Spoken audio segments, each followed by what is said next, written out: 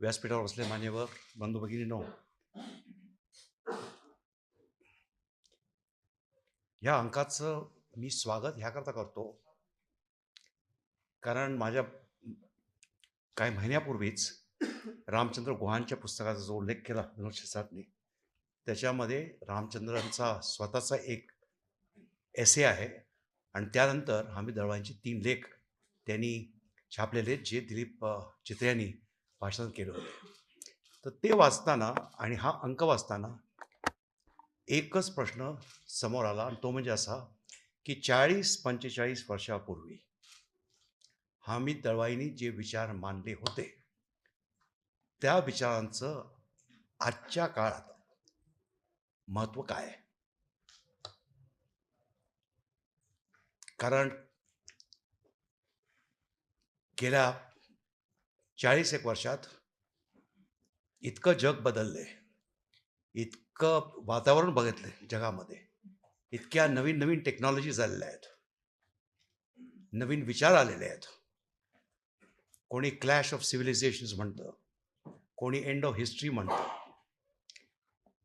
तर ह्या बदललेल्या जगामध्ये त्यांच्या विचारांचं आज महत्त्व काय आहे ह्याच्याबद्दल मी थोडा वेळ बोलणार आहे.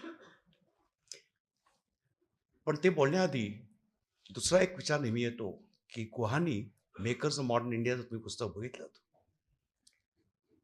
त्याच्यामध्ये सामाजिक रिफॉर्म्स करणारे सर्वात अधिक व्यक्ती या महाराष्ट्रातून आलेले आहेत. देशात ठिकठिकाणी अशा प्रकारचे आहेत. राम मनोहर रॉय, जे राजा जे राजा म्हणून, तर त्यांनी बंगालमध्ये अशी सुरू केली रेनेसान्स होती, तिकडे बरेचसे लोक होते. पण 20व्या शतकामध्ये जर एकूण तुम्ही किती रिफॉर्मर्स होते, किती रॅडिकल थिंकर्स होते ह्याची एक लिस्ट केली तर कमीत कमी 8-10 लीडिंग फिगर्स हे महाराष्ट्रातले आहेत. आणि ही परंपरा जी आहे ती अजूनही चालली आहे. जितकी पाहिजे तितकी नाही, पण ती अजूनही ती परंपरा आपल्याकडे आहे.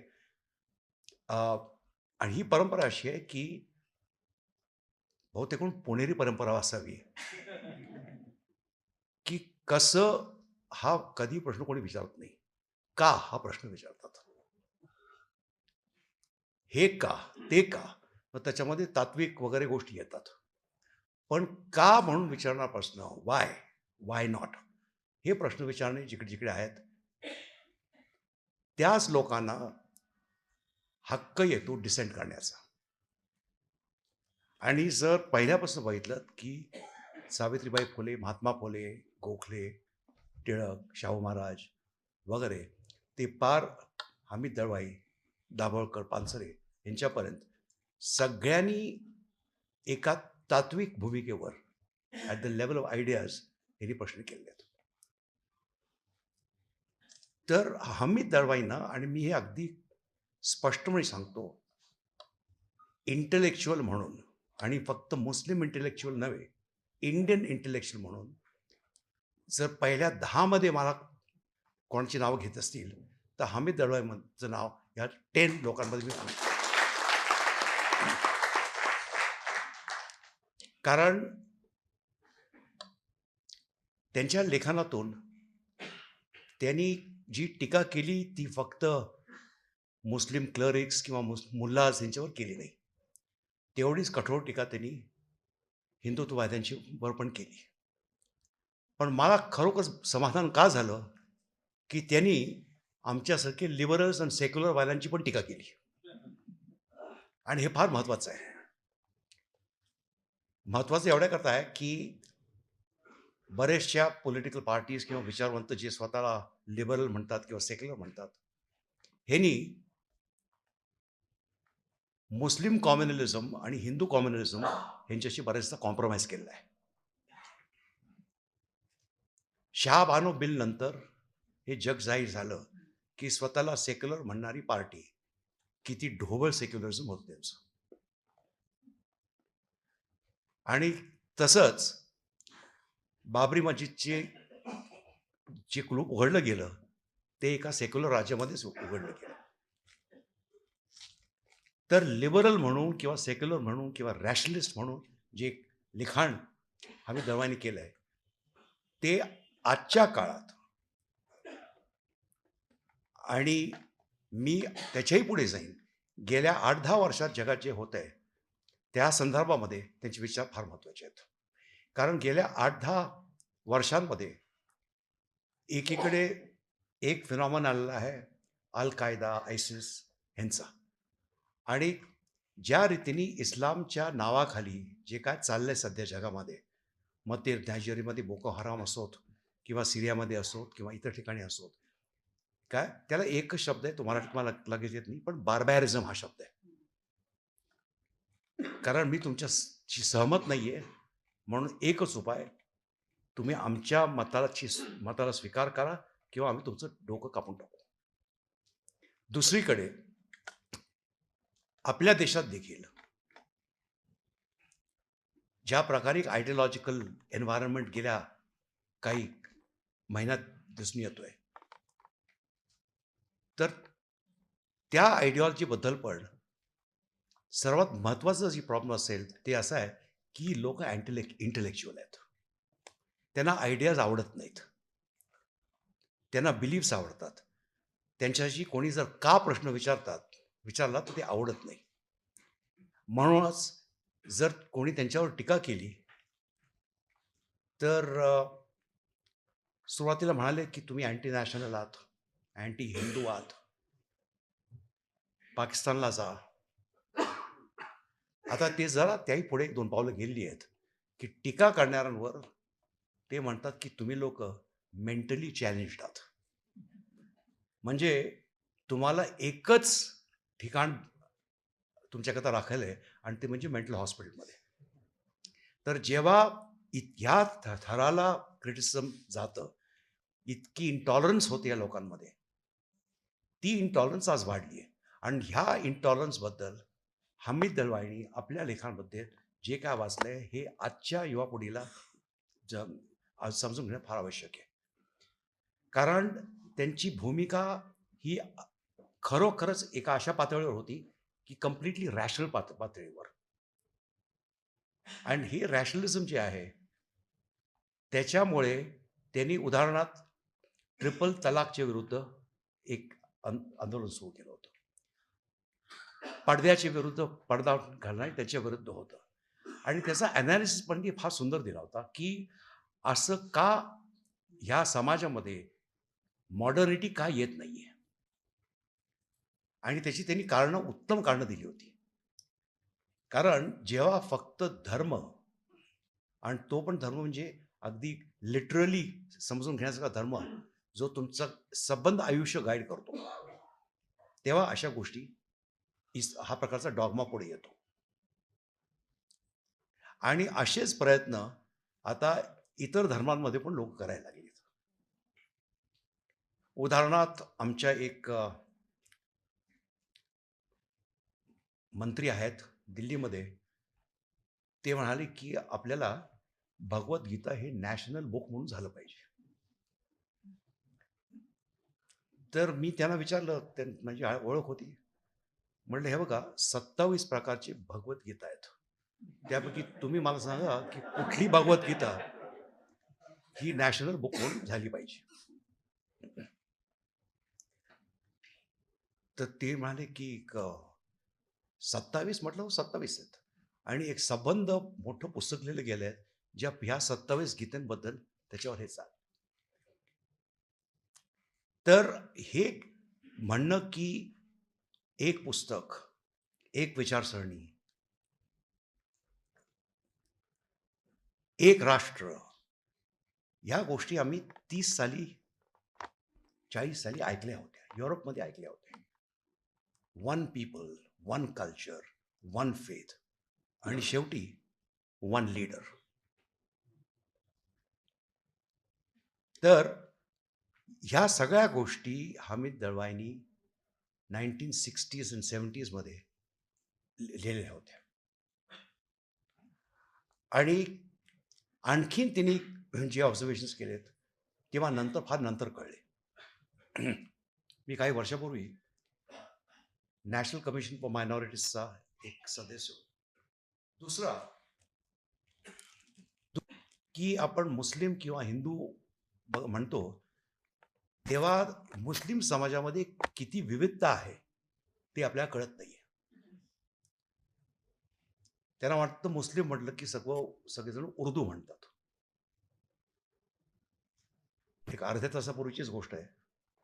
जब्बार पटेल ना कोणीतरी एक उर्दूमध्ये पुस्तक लिहिलं. तो असं असं उलटा बघायला लागला. म्हटलं तसं नाहीये. उर्दू वाचण्याची एक दुसरी तऱ्हा आहे. कारण तामिळनाडूमध्ये मुस्लिम्सना भयंकर प्राईड आहे की आम्ही तामिळ बोलतो. तामिळमध्ये आम्ही विचार करतो. तसंच केरळमध्ये आहे. तसंच म्हैसूरमध्ये आहे. बंगालमध्ये तर आहेच आहे.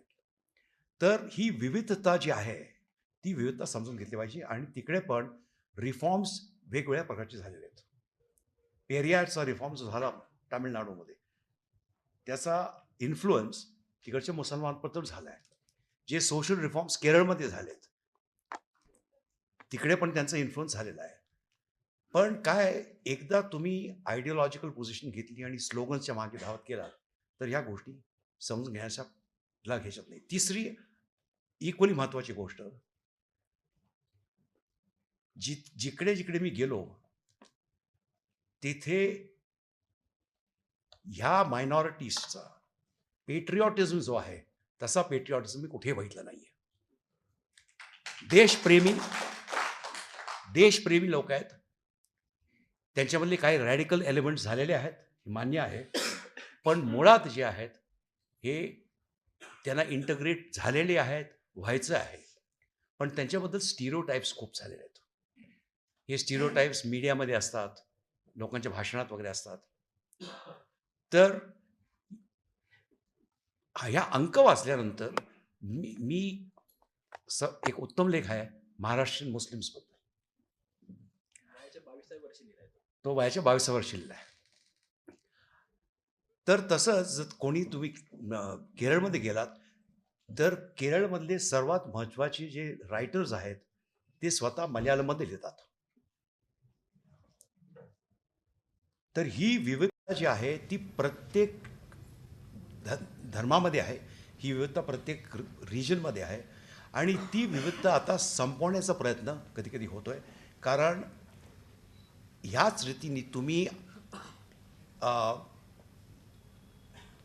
आयदर तुम्ही रामजादे आहात किंवा तुम्ही हरामजादे आहात असा एक वाद सुरू झाला होता. काय तर आमच्यासारखी जो आहे त्या म्हणतोय की धार्मिक वृत्तीचं जर कोणी असेल तर धर्म त्यांनी आपल्या प्रायव्हेट लाईफमध्ये ठेवावा. कारण धर्म शेवटी मी आणि माझी देवी की मी किंवा माझा देव ह्यांच्यामधले डायलॉग असतो. एकदा तुम्ही धर्म पब्लिक लाईफमध्ये आणलात, एकदा तुम्ही धर्म पॉलिटिक्सशी जोडलात तर मग तिकडे डिस्टॉर्शन सुरू होतात. म्हणून मला सांगायचं आहे की जी टीका हामिद दळवाईंनी त्यावेळेस केली मुस्लिम बिगटरी किंवा मुस्लिम कम्युनलिझमबद्दल त्याचा रेलेव्हन्स आजच्या सुमारास जास्ती महत्त्वाचा आहे. जी टीका त्यांनी हिंदू बिगटरी आणि हिंदू कम्युनिझमवर त्यावेळेस केली त्याचं महत्त्व आज जास्ती आहे. आणि जितका टीका त्यांनी लिबरल्सवर केली आणि सेक्युलर्स केली त्याचंही महत्त्व आज जास्ती आहे. कारण काल कोणीतरी म्हणालं जगाकडे बघण्याची दृष्टी सगळ्यांची आता इतकी वेगळी झालेली आहे की कोणीतरी म्हणत की जोपर्यंत तुम्ही MBAची भाषा बोलत नाही, बिझनेस ॲडमिनिस्ट्रेशनची भाषा बोलत नाही काय तोपर्यंत तुम्ही मॉडर्न नाही आहात. आणि मॉडर्निटी कशी असू शकते, कशी असायला पाहिजे ह्याची व्याख्या ही तुम्हाला हामिद दळवाईंच्या लेखकांमध्ये दिसेल. मॉडर्निटीचा अर्थ वेस्टर्नायझेशन नाही हे त्यांनी पटवून दाखवलं होतं काय. पण मॉडर्नायझेशन जर तुम्ही घेतलं आणि वाटलं की माझ्याकडे जर रोलेक्स वॉच असेल पण मी प्रत्येक ठिकाणी अर्धा तास उशिरा जाईन. तर त्या रॉलेक्स वॉचचा काही प्रश्न नाही आहे. कारण शेवटी संस्कृती ही मॉडर्न गॅजेट्सवर अवलंबून नसते, ही मॉडर्न माइंडवर असते. तसंच संस्कृती म्हटली ती आचारात विचारात असते, स्वतःच्या कॉन्डक्टमध्ये असते. आणि म्हणून मी बघतो की आजकालची जी यंग लोक आहेत त्यांची बरेचदा बोलतो मी, कारण मी सिम्बायोसिसमध्ये प्रोफेसर आहे. आणि त्यांना नेहमी सांगतो की तुम्ही वाटेल ते करा, कुठलेही कपडे घाला, काही करा, पण कमीत कमी का हा प्रश्न विचारायला विसरू नका. कारण तुम्ही गुगल सर्च केलं की फार कमी लोक का, वाय हा विचारत नाहीत. आणि गुगल गॉड जो आहे, जे तो तुम्हाला उत्तरं दे तुमच्या प्रश्नाला, ती प्रश्नामध्ये पण त्याच्यामध्ये व्याकरण कमजोर, स्पेलिंग मिस्टेक्स हे सगळं चालू असतं. पण त्याच्याबद्दल काही माझा प्रॉब्लेम नाही आहे. मला प्रॉब्लेम एवढा आहे की खरोखरच गुगलनी किंवा नेटनी मॉडर्निटी वाढवली का नाही वाढवली. आणि माझ्या मते इन्फॉर्मेशन खूप वाढलेलं आहे, थोडंफार कम्युनिकेशन पण वाढलं आहे, पण अंडरस्टँडिंग वाढलं नाही आहे. जितका अंडरस्टँडिंग पाहिजे ते वाढलं नाही आहे. आणि त्याकरता जे मी जेव्हा भाषणं ऐकतो किंवा पेपर्स ऐकतो तेव्हा लगेच कळतं की एक अर्धा एक तास गुगल सर्च करून बरीचशी माहिती आलेली आहे. तर गुगल सर्चच्या पलीकडे जे तुम्हाला दिसून येईल, समजून घेता येईल, ते मला वाटतं that will be the correct knowledge. Go beyond Google for correct understanding. आणि म्हणून हमीद दळवाई अतिशय लकी होते की ते प्री गुगल होते. आणि प्री गुगल मॉडर्न थिंकर्स पैकी सर्वात जर उच्च जागा असेल आता, ती हमीद दळवाईंची आहे. कारण पोस्ट गुगल नंतर एकही नवीन विचारवंत झालेला नाही आहे. तुम्ही मला एकदा पोस्ट गुगल नंतर एक मोठा विचारवंत झाला का सांगा. आणि मी आपल्या देशाचं म्हणत नाही आहे, कुठेही. फ्रान्समध्ये मी गेले कित्येक वर्ष होतो. एकेकाळी 50-60मध्ये खूप मोठे विचारवंत होते. गेल्या 20 वर्षात फ्रान्समध्ये एकही नवा विचारवंत नाही आहे. तर म्हणून मी गुगलच्या विरोध नाही, कारण मी नेटवर बरंच काम करतो. पण सांगतो की गुगल गॉड हा सगळ्या गॉडसारखाच आहे. त्याला जोपर्यंत का हा शब्द विचारत नाहीत तोपर्यंत त्याचा काही अर्थ नाही आहे.